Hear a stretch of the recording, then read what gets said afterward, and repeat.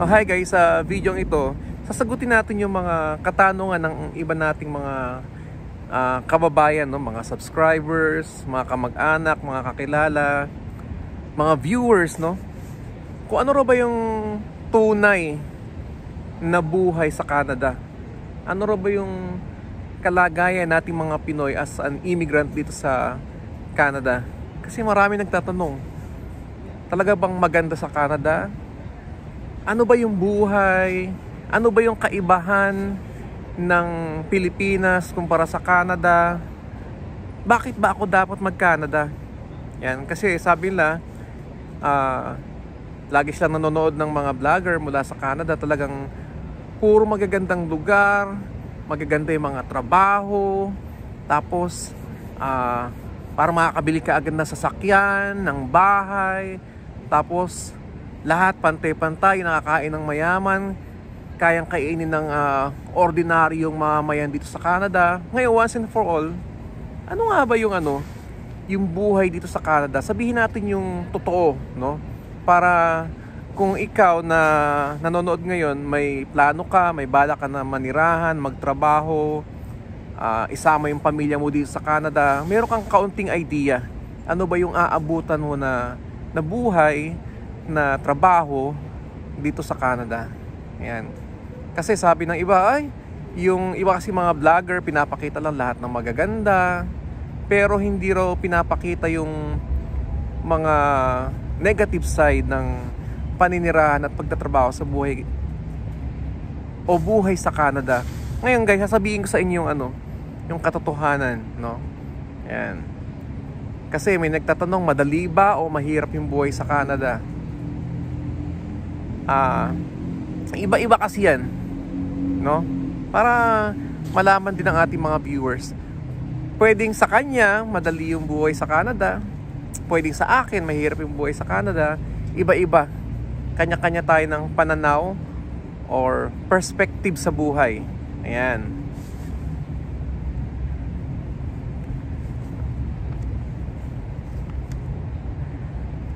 So sa mga nagbabalak magpunta rito, bibigyan ko kayo ng konting idea. May in-interview akong 4 na kaibigan, common friends, ganun, mga kakilala, no?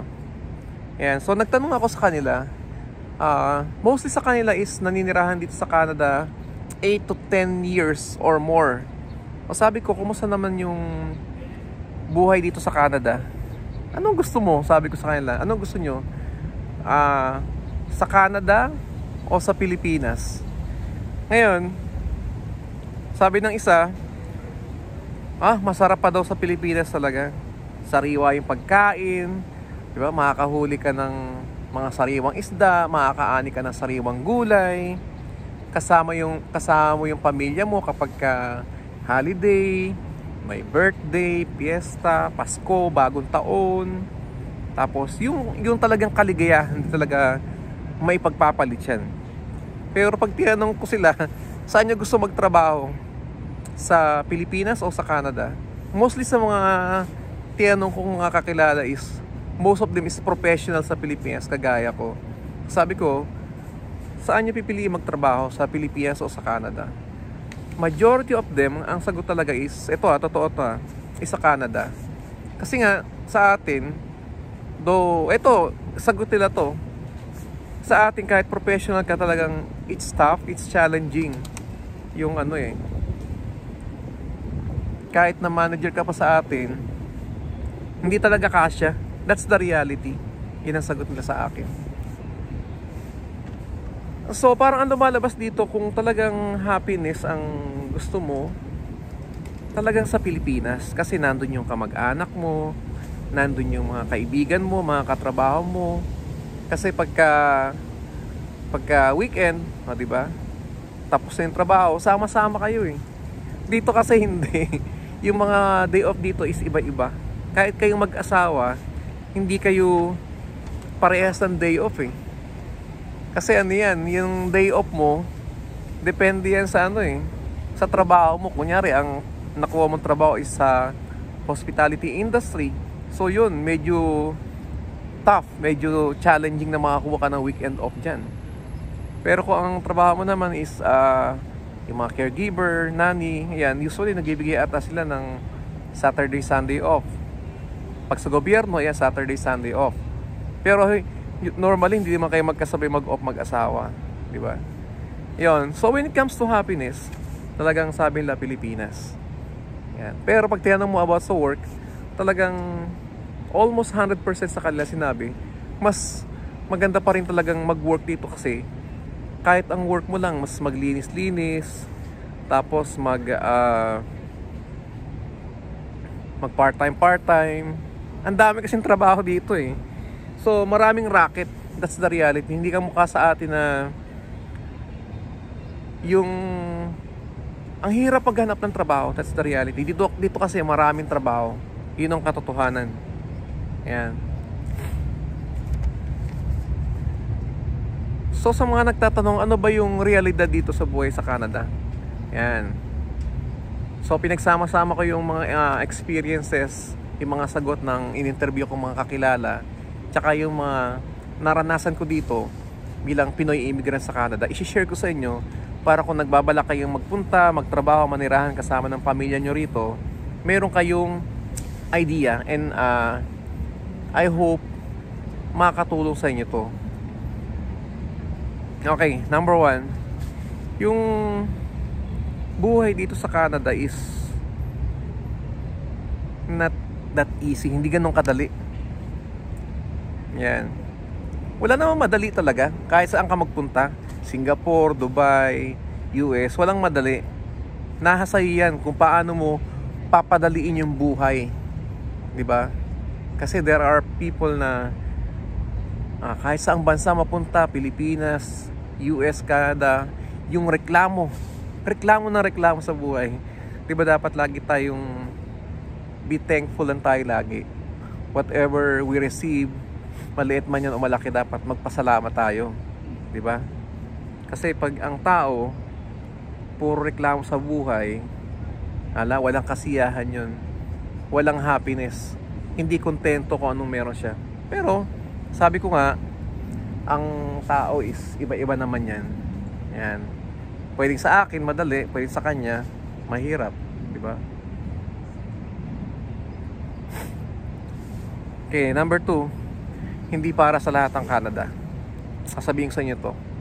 Kasi may mga tao na pagdating dito ang taas na expectation. Gusto nila kung ano yung career or yung ginagawa nila sa Pilipinas, pagdating dito, yun din yung gagawin nila. Kahit wala silang ginagawang aksyon. Di ba? Kasi meron pa nga ako nakita sa nag-comment sa akin, ay, parang professional din siya sa Pilipinas. Tapos nakita raw niya nung napanood niya yung video ko na gano'n yung naging trabaho ko, mga odd jobs, pagdating dito parang yung hindi naman directly sinabi niya, pero mararamdaman mo na hindi na siya ganun ka-motivated na magpunta rito. Parang yun yung gusto niyang sabihin. Sabi ko nga, yung mga senior ko dyan is yung mga experiences ko nung bago pa ako dito sa Canada. And I'm so proud of it. Naglinis tayo, nag-janitor tayo. Sabi ko nga, yung first 2 to 3 years, yun yung survival mode. Di ba? Yung mga ginastos mo sa Pilipinas, mababayad mo sa utang, tapos mag-a-adjust ka ng trabaho hanggang sa mag-settle ka. Tapos sabi ko, it's up to you kung gusto mo maghanap ng mas maganda-gandang trabaho, para kung gusto mo na makuha yung trabaho na ginagawa mo sa Pilipinas, nasa sayo na yon. Pero sabi ko, may mga tao na kunyari yung work nila ngayon, kahit hindi related sa dating trabaho sa Pilipinas, okay lang kasi nga nag-work sa kanila sa schedule ng mag-asawa. Tapos pag may mga kids, kasi dito pag may mga kids ka, mag-iiba talaga yung setup ninyo eh. Kailangan may magbabantay, may maghahatid sa school, may magpe-prepare ng pagkain, may magsusundo. So it's tough. Pero sabi ko nga, whatever works, yun yung ginagrab dito. Kaya iba, kahit na teacher, kahit na nurse sa Pilipinas or sa ibang bansa, nakakita sila ng trabaho dito na mag-work sa kanila as ah, as couple, as parents. So yun, doon na lang sila nag-i-stay. Kasi nga maganda na may trabaho, maayos yung schedule, safe naman yung working place, maganda yung benepisyo. So why look for another job na okay naman lahat? Diba? Sabi ko nga, yung tao iba-iba. May mga tao na gaya sa Pinas, pagdating dito, oh, ito ang gusto ko maging doktor dito, gusto ko maging engineer. So whatever it takes, talagang kukuhain nila yon, gagawin nila yon. Pero may mga tao naman na kahit ano yung trabaho na makuha, as long as okay sa kanila, nag-work sa kanila, nakaka-survive sila, may extra ipon, that's fine. Meron pa ako nakasama sa gym dati. Ano siya taga Nicaragua. Tapos lawyer siya doon. O, tingnan nyo ang naging trabaho niya rito is taga-kolekta ng mga towel sa gym, tagalagay ng mga amenities sa gym. It's okay lang, masaya siya. Kasi nga sabi ko, yung happiness ng tao is iba-iba yung level. Pwedeng sa'yo, yun yung nakapagpapasaya sa'yo. Sa kanya naman, kahit abogado siya, basta makasama yung pamilya, okay na sa kanya yun. Sabi nga sa akin, it's not all about money. It's all about family, no, di ba? Kasi iba-iba naman ang pananaw yung mga tao. May mga tao na it's more on material thing. Iba naman, mas gusto yung pamilya. Kahit wala akong ipon, basta kasama yung pamilya ko. So, different people, may kanya-kanyang pananaw, may kanya-kanyang goal, may kanya-kanyang objective. So, hindi natin siya mabe-blame kung ayaw niya rito. Hindi natin siya mabe-blame kung nagsisi siya kung bakit siya nandito. So, iba-iba yung tao. Okay, next. Number 3. Puro lang daw trabaho talaga sa Canada. Totoo yun, guys. Talagang puro trabaho dito. Kasi, eto sa mga gusto magpunta rito, pag nagpunta ka rito, talagang bawal yung tamad. 100% sasabihin sa inyo, bawal yung tamad dito. Kasi pag tamad ka dito, kasi the moment na mag-start kang tumungtong ka dito, may bills ka agad na mabayaran. Yung apartment mo, sasakyan mo, insurance mo. Sabihin na iba, di, huwag kang kumuha insurance. Hindi, mahirap yung walang insurance dito. Talagang magtatrabaho ka dito. Kasi maraming bills na babayaran. Internet, telepono, renta sa bahay, sasakyan, insurance. Tapos siyempre bibili ka pa rin mga gamit mo, groceries, and so on. Kaya sa mga nagkasabi na puro trabaho talaga dito, totoo po yun. 100% tumpak magtatrabaho ka talaga dito. Kasi pag hindi ka nagtrabaho dito, yung bills mo magkakapatong-patong yan. Kaya nga minsan kahit medyo may konting nararamdaman, papasok Hindi kasi katulad sa atin yan na para kami sa DepEd, kahit umabsent ka, as long as may naipon kang service credit, pwede mong gamitin Dito hindi. Pagka absent ka, wala kang bayad. Diba? I don't know with the other company. Tapos nung nasa Singapore naman ako nung nasa hospital ako, meron naman kami nung sick leave, 15 days. Pagka hindi mo nagamit, bibigyan ka ng cash. So, different country, may mga different rules. So, nandito tayo, dito tayo susunod, di ba? Okay. So, ulitin ko, dito, talagang magtatrabaho ka. That's the reality. Trabaho, trabaho, trabaho. Pero mas mahirap naman dito pag wala kang trabaho. Di ba? Baka mawalan ka ng tirahan, baka maging homeless ka. Next, number 4, malayo sa pamilya. Totoo talaga yun kasi yung iba nagkasabi, ayoko na sa Canada kasi ang mahal ng pamasahe pag umuwi ka. Pag December, alam niyo ba kung magkano pamasahe dito? $3,400. Minsan almost 4,000. Depende pa yan pagka Pasko, bagong taon. Pero pag hindi peak, mga 1,200, 1,500, 1,700, depende yan sa season ng pagpapabook mo at saka depende sa airlines. Kaya sabi nila, pag daw napunta ka dito, mostly umuwi na sila mga after 3 years, 4 years, 9 years. Totoo naman yun kasi nga, can you imagine kung 4 kayo tapos uuwi kayo taon-taon, tapos pamasahin nyo magkano? 3,000 kada isa. So medyo tough, medyo challenging. Ayan. So talaga mag-iipon ka talaga. Tapos sunod naman yung terrible na weather. Iba kasi talagang pag winter ayaw dito kasi sobrang lamig. Ay iba kapag pag winter talagang umuwi na sila. Umaalis sa dito kasi masyadong malamig. Ayan.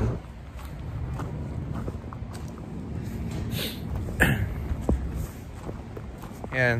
So yun yung doon. Sabi ko nga iba-iba yung mga tao, 'di ba?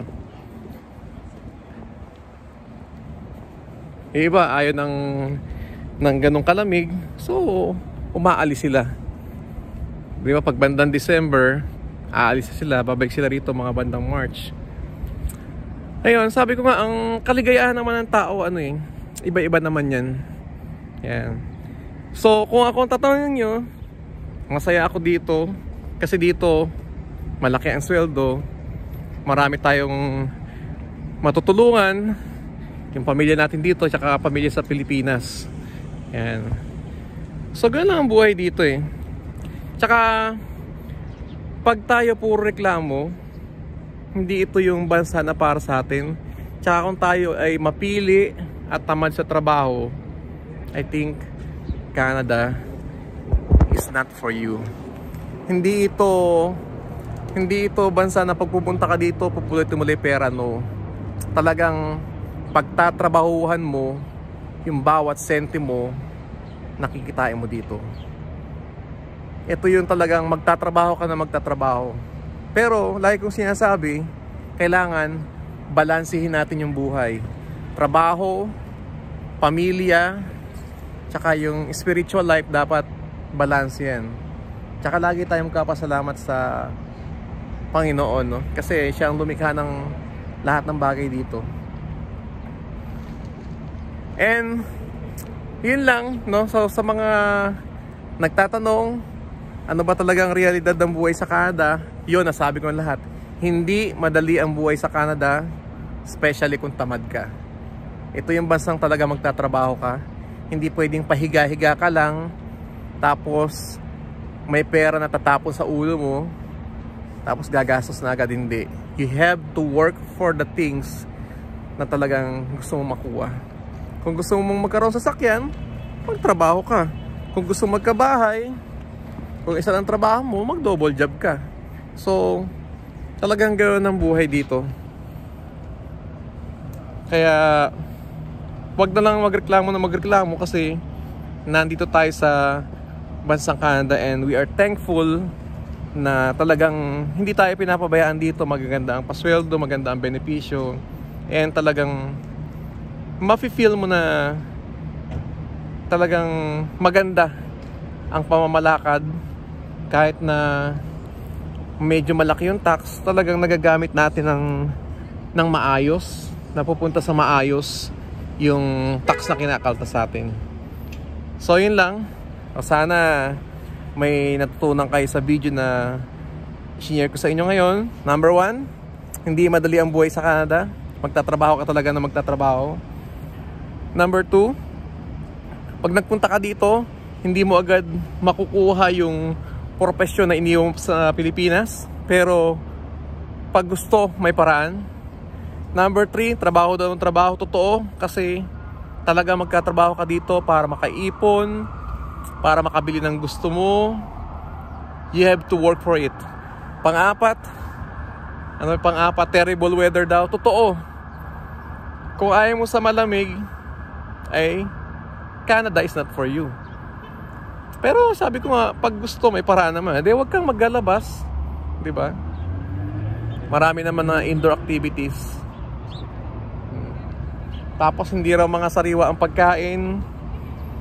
Lagi raw frozen. Totoo naman yun, pero meron naman mga places na maraming sariwang pagkain, pero medyo mahal. Ayan. Tapos pagka daw holiday, hindi makakasama yung pamilya, it's up to you. Sabi ko nga, pag gusto may paraan. Kung gusto mo laging kasama yung pamilya mo pagka weekend, pag holiday, humanap ka ng trabaho na laging day off ka pag weekend. Pag holiday, walang pasok. Ayan, marami naman. Pero may mga consequences yun, di ba? So, yun lang guys. Sana nag-enjoy kayo sa vlog ko. And stay healthy. And always be a blessing to other people. Sa mga bago pa lang sa channel ko, papakilala tayo. My name is Alfred of Sir Alfred TV. Please like, comment, share, and subscribe sa ating lumalaking channel.